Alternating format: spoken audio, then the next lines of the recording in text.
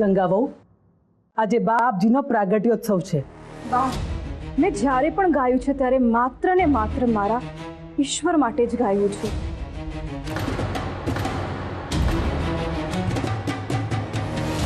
અને આદિનાથજી, તમે જે શેઠને ત્યાં મેં સિક્કા લઈને ભજન ગાયા એમ કહ્યું હતું ને, તો મારા મામી છે, એકદમ તમારા જેવા જ છે. એ પણ ધર્મનો ધંધો લઈને બેઠેલા તમારી. એમને પણ ઈશ્વર સાથે કોઈ જ સંબંધ નહોતો તમારી. એમને પણ માત્ર ને માત્ર ચઢાવવું સોના ચાંદી અને નૈવેદ્યની મીઠાઈમાં જ રસ હતો તમારી છે. હું કઈ નથી તમારી છે. ગંગા વહુ, તમે આદિરાજજીનું અપમાન કરી રહ્યા છો. તમારે આમાં ભાગ ના લેવો હોય તો તમે અંદર જાઓ. ભક્તુબા, એમને કાંઈ ના કહો. મારા બાપજી તો કરુણાના સાગર છે. ને ગંગા દેવી, તમે તમારી શ્રદ્ધા મુજબ ગાજો. અમારે મહાદેવના, રામના, જેના ભજન ગાવા હોય એના ભજન ગાજો. અમે તમારા બધા ભજનમાં અમારા બાપજીનો મહિમા ગવાશે એમ માનીશું. પણ આજે ભજનની રમઝટ બોલાવી જોઈએ. એક તરફ હશે કાળસંગ, જે મારા બાપજીના ભજન ગાશે. બીજી બાજુ હશે ગંગા દેવી, જે પોતાના મહાદેવના ગુણગાન ગાશે. જોઈએ આજે બંનેમાંથી કોની હાર કે જીત થાય છે. પણ એક વાત નક્કી છે કે જીત મારા બાપજીની થશે. બોલો બાપજીનો જય! બાપજીનો જય! બાપજીનો જય! ગામવાળાઓ, હવે આપણે જ્યાં બાપજીની શિલા સ્થાપિત કરી છે એ સ્થાન પર દર્શન કરવા જવાના છે. તો આવો બધા મારી સાથે.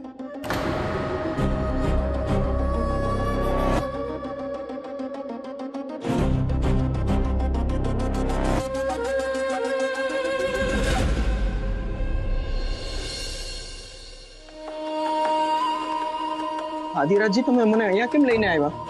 બધા ગામ લોકો શિલાના દર્શન કરવા માટે ગયા છે ને? અરે તું એ બધું છોડ ને, મારી વાત કાન ખોલીને સાંભળ. તું હમણાં કૌશલની ઘરે જા અને રામસાગર લઈ આવ ગંગાદેવીનો. જા. રામસાગર? અરે તું જા ને. હા આદિરાજજી, હા.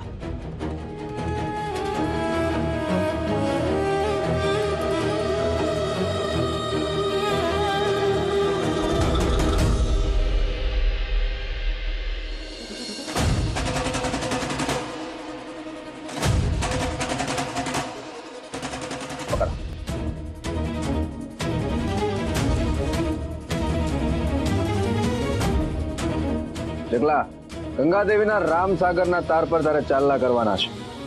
શરૂઆત કર. આદિરાજજી, તમારી લીલા સમજવી સાચી જ અઘરી છે. ઓલી ગંગા તમારી વિરુદ્ધ જઈ એના ભગવાનના ભજન કરવાનું કહે છે અને તમે એમના રામસાગર પર ચાંદલા કરવાનું કહો છો.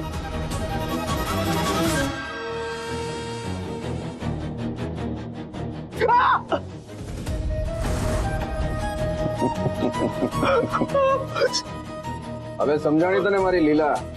પણ આદિરાજજી, હું તો તમારો દાસ છું, તો મને આવી પીડા કેમ? હું તને પીડા ના આપું તો મને ખબર કેવી રીતે પડે કે ગંગા દેવીને કેટલી પીડા થશે?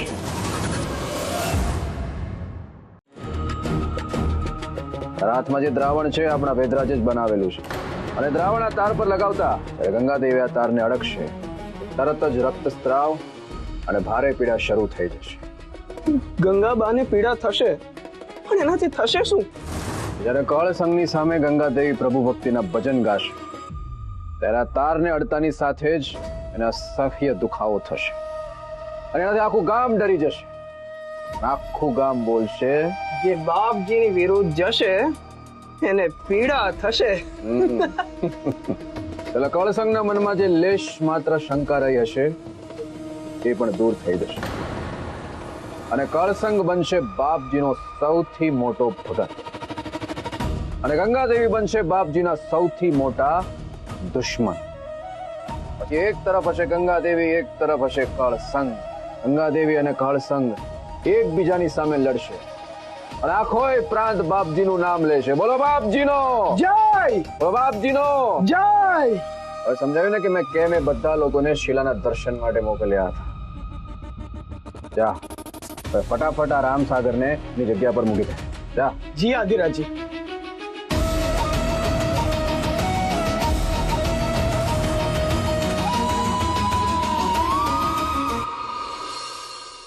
બોલો બાપજીનો જય બાપજીનો જય. ગામવાળાઓ, તમે જે અલૌકિક ક્ષણની રાહ જોઈ રહ્યા હતા એ ઘડી આવી ગઈ છે. આ એ ઘડી છે જ્યારે બાપજીએ આ ધરતી પર અવતાર લીધો હતો. ત્યારે આપણે કોઈ ત્યાં હાજર તો નહોતા, પણ કહેવાય છે કે બાપજીના માતાજીને જ્યારે પ્રસૂતિની પીડા ઉપડી ત્યારે આખા ગામનું વાતાવરણ અચાનક શીતળતામાં ફેરવાઈ ગયું. આખા ગામમાં ધીમી ધીમી કેસરની સુગંધ આવવા લાગી. દરેક ગામવાળા ઘરની બહાર આવવા લાગ્યા અને જોયું તો આકાશ કેસરી થઈ ગયું હતું. ના એ જ ઘડી છે ત્યારે બાપજીનું અવતરણ થવા જઈ રહ્યું છે. પણ બધા બાપજી ભક્તિમાં તરબોળ થઈ જાઓ. બાપજીના આ શુભ પ્રાગટ્યોત્સવના દિવસે બાપજી આપણા સૌના હૃદયમાં અવતરણ પામે. બોલો બાપજીનો જય. કળસંગ આવો.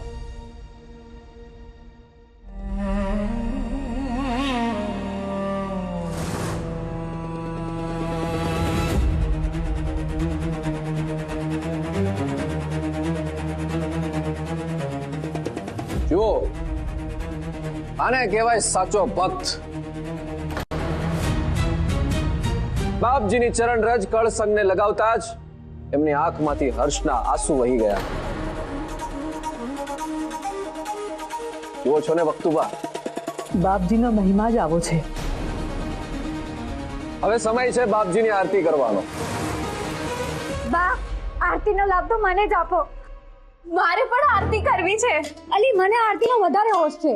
તો અમને હોશ ન હોય કે આરતી તો હું જ કરીશ. બસ બસ બસ, તમે બંને બહેનો બંધ થઈ જાઓ. બાપજીની આરતીની શરૂઆત એના સૌથી મોટા ભક્તથી જ થાય છે.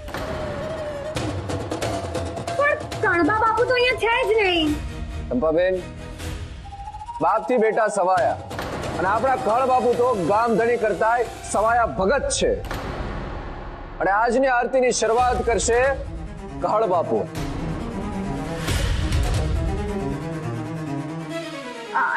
પણ ચંપાબેન, તમે કેમ એટલા દુભાવ છો? અરે વારા ફરતી બધાને આરતી કરવાનો તક મળશે. અરે વાહ, બોલો બાપજીનો જય. બાપજીનો જય. ઓમ નમઃ શિવાય. હર હર મહાદેવ.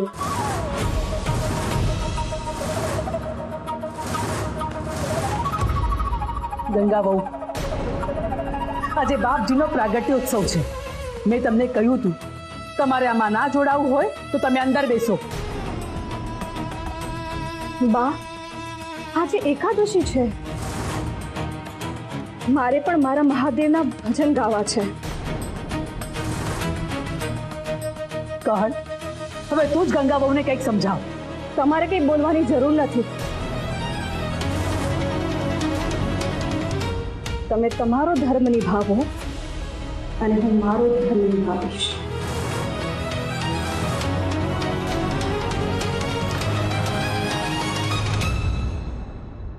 ગંગા વહુ, ના બા, ના. એમને પ્રયત્ન કરી જોવા દો, કારણ કે જે પ્રશ્ન કરે છે એ જ બાપજીનું સાચું જ્ઞાન પામી શકે છે. જાઓ ગંગા દેવી, તમે તમારો ધર્મ નિભાવી જુઓ. પણ એક વાત યાદ રાખજો કે જો ધર્મ હશે તો શાંતિ મળશે, અને જો અધર્મ હશે તો પીડા મળશે. ગંગાદેવી, નક્કી હવે તમારે કરવાનું છે કે તમારે કઈ દિશામાં જવું. મને મારી દિશાની બરાબર જાણ છે અને કોઈ દિવસ ફરે નહીં.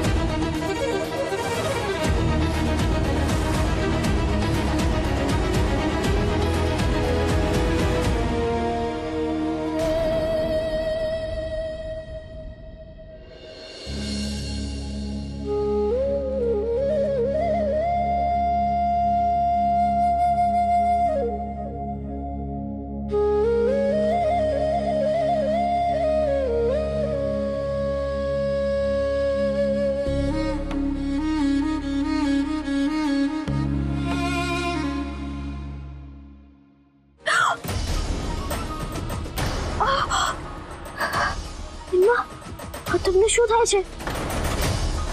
તમારા હાથમાંથી લોહી નીકળે છે. તમે આ રામસાગર મૂકી દો ને બેનબા.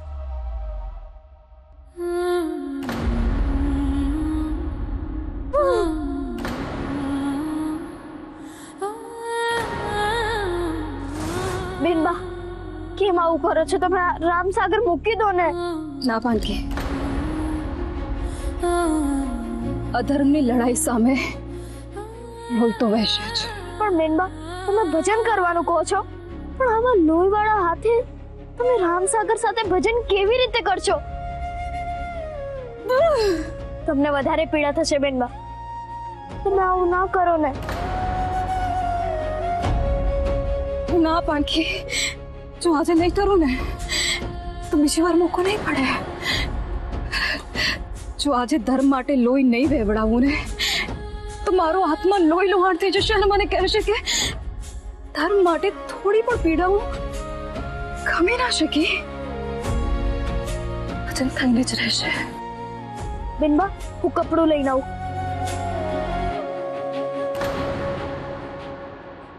બોલો બાપજીનો જય જીનો જય જીનો જય બાપજીનો જય બાપજીનો જય બાપજીનો બાપજીનો.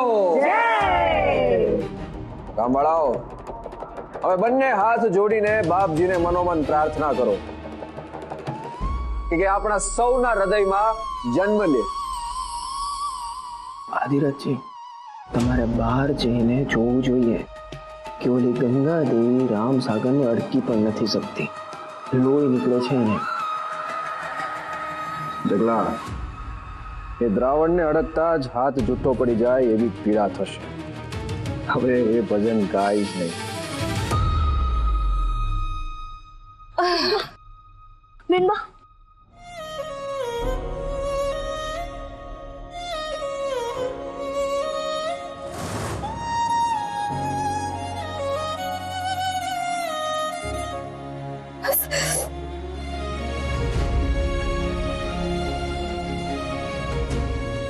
હે ભગવાન, મારા ગંગાબેન મને ભક્તિને જીતાડી દેજો.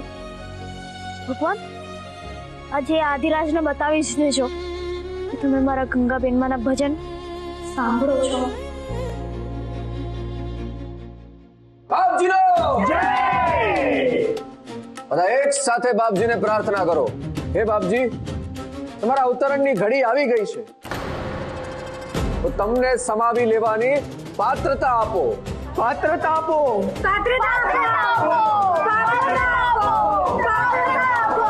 પાત્રતા આપો. જય